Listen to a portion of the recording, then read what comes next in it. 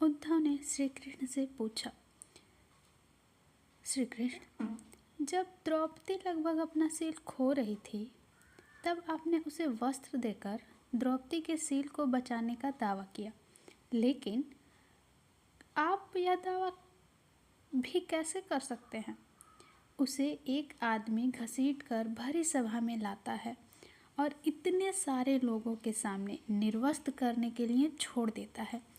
एक महिला का सील क्या अभी भी बचा है? इतना होने के बाद आपने क्या बचाया? अगर आपने संकट के समय में अपनों की मदद नहीं की तो आपको अपाद बांधव कैसे कहा जा सकता है?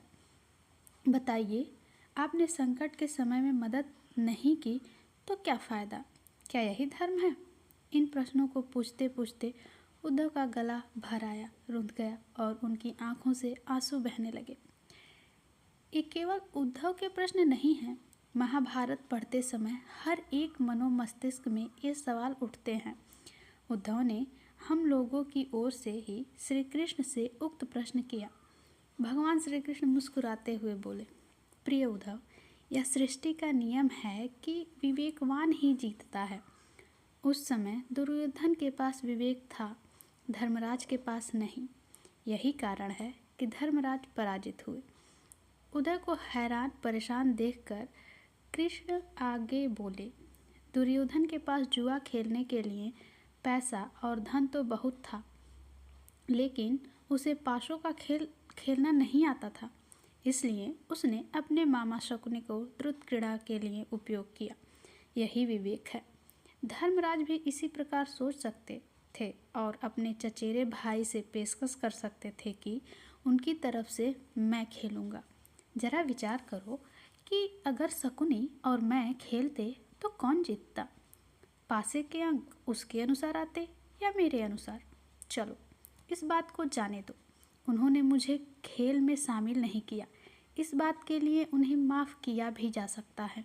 लेकिन अगर विवेक शून्यता से एक और बड़ी गलती की और यह उन्होंने मुझसे प्रार्थना की कि मैं तब तक सभा कक्ष में न आऊं जब तक कि मुझे बुलाया न जाए, क्योंकि वे अपने दुर्भाग्य से खेल मुझसे छुप कर खेलना चाहते थे। वे नहीं चाहते थे कि मुझे मालूम पड़े कि वे जुआ खेल रहे हैं। इस प्रकार उन्होंने मुझे अपनी प्रार्थना से बांध दिया। मुझे सभा कक्ष में आने की अनुमति नहीं थी। इसके बाद भी मैं कक्ष के बाहर इंतजार करता रहा कि कब कोई मुझे बुलाता। भीम, अर्जुन, नकुल और सहदेव सब मुझे भूल गए। बस अपने भाग्य और दुर्योधन को कोसते रहे।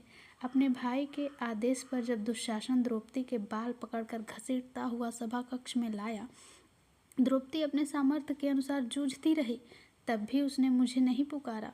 उसकी बुद्धि तब जागृत हुई जब दुशासन ने उसे निर्वस्त्र करना प्रारंभ किया।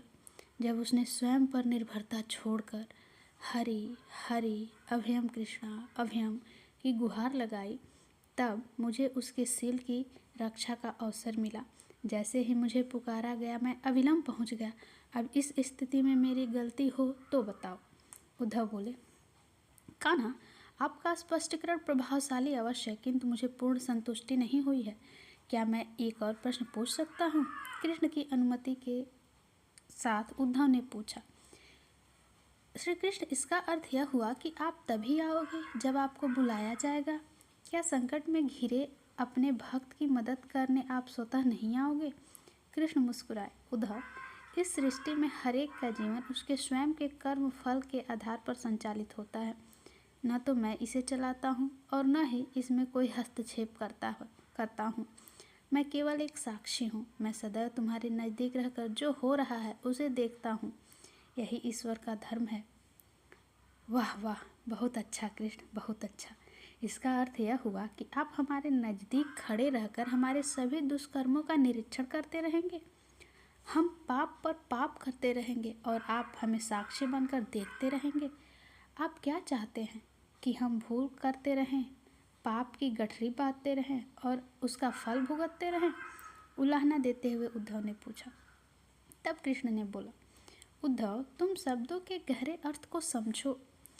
जब तुम समझकर अनुभव कर लोगे कि तुम्हारे नज़दीक साक्षी के रूप में हर पल मैं हूँ, तो क्या तुम कुछ भी गलत या बुरा कर सकोगे? तुम निश्चित रूप से कुछ भी बुरा नहीं कर सकोगे। जब तुम यह भूल जाते हो कि यह समझने लगते हो कि मुझसे छुप कर भी कुछ कर सकते हो, तभी तुम मुसीबत में फंसते हो। कृष्णम वंदे जगतगुरु, कृष्णम वंदे जगतगुरु। जय श्री कृष्णा दोस्तों, जय श्री कृष्णा।